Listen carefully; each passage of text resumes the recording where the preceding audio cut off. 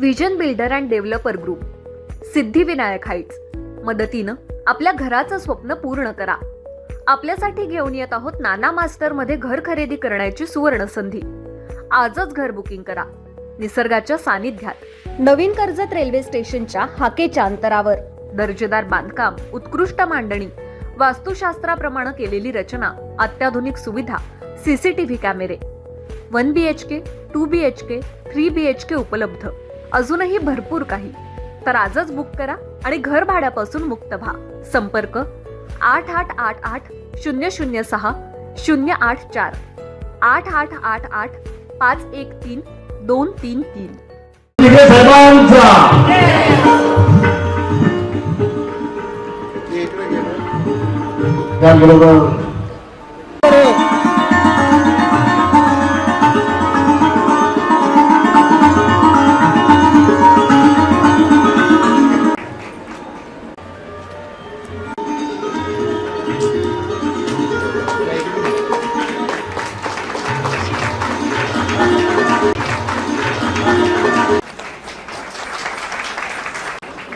वैशाली वाघमारे, मनीषा अजय पाटील, त्यानंतर मनीषा अजय पाटील.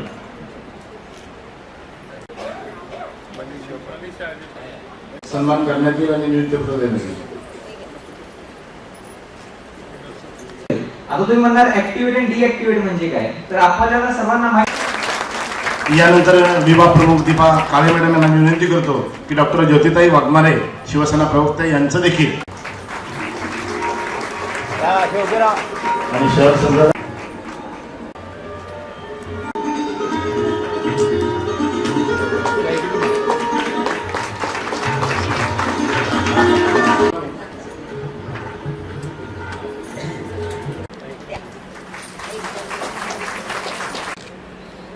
भाग्यश्री गोसावी भोसले,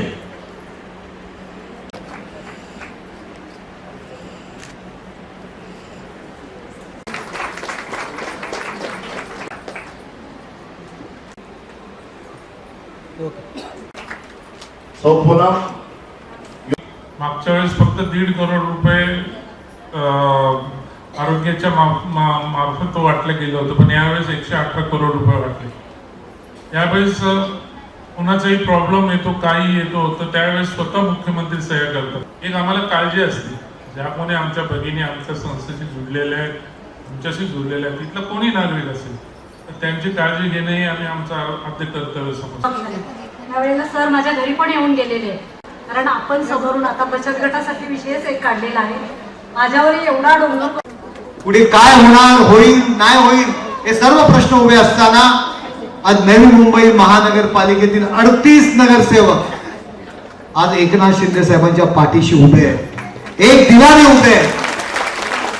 अनेक मेळावे, हजारो कार्यकर्ते शिंदे साहेबांच्या मेळाव्याला या ठिकाणी बेलापूरमध्ये त्या ठिकाणी उपस्थित होते. माझ्यासारखा एक खालच्या स्तरावरचा पदाधिकारी आला, मिटिंग लावली, तरी शेकडो हजारो कार्यकर्ते शिवसैनिक त्या कार्यक्रमाला उपस्थित असतात, आपल्या नेत्याचं स्वागत करत असतात. हे खरोखर एक कट्टर जो काही शिवसैनिकपणा आहे तो तुमच्या अंगात आहे. कालच आपले पंतप्रधान नरेंद्र मोदीजी आले होते आणि त्यांच्या हस्ते मुख्यमंत्री महिला सक्षमीकरण योजनेचं उद्घाटन झालं.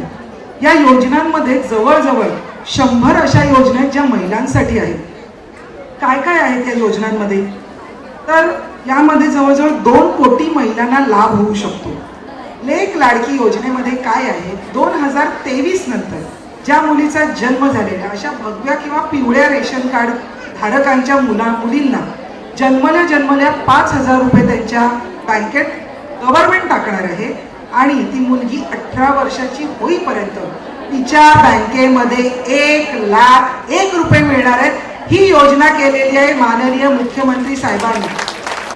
म्हणजे आपलं सर्व जे काम आहे ते लोकांसाठी आहे. आनंद दिघे साहेबांनी नेमकं हेच केलं. अन्याय कधीही त्यांनी सहन केला नाही.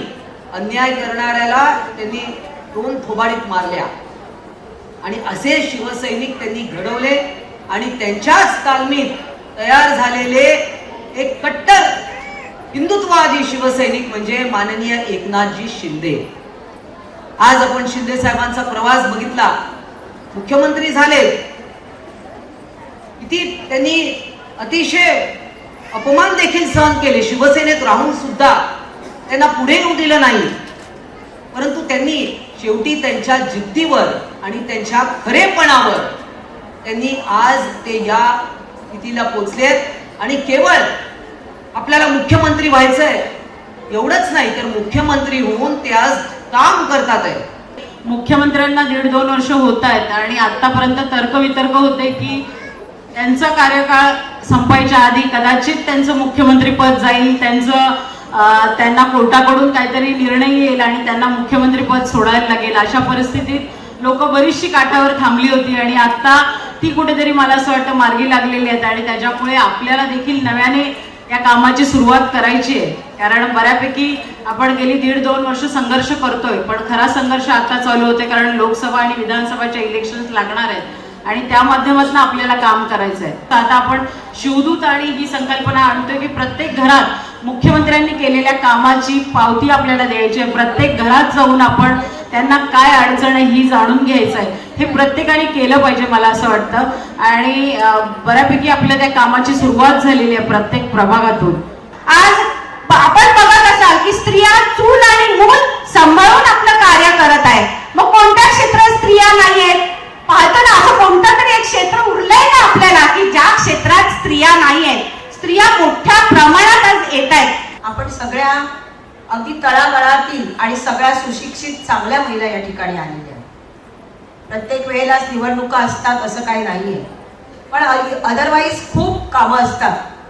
आपण आपल्या घरची कामं करून जो फावला वेळ असतो त्या फावल्या वेळात सुरेश प्रभू ज्यावेळी शिवसेनेचे खासदार होते त्यावेळी त्यांनी बचत गटाची संकल्पना आणली आणि त्या वेळेपासून 10 महिलांचा एक गट करून महिला बचत गट सुरू करायला लागल्या. बचत गट असं आहे की आपण पुरुष आपले नोकरी करतात आणि पगार आणून आपल्या हातात देतात.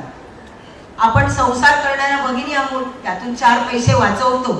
मग हे 4 पैसे काय करायचे, तर मग आपण त्या बचत गटाच्या माध्यमातून आपण ते गुंतवायचे.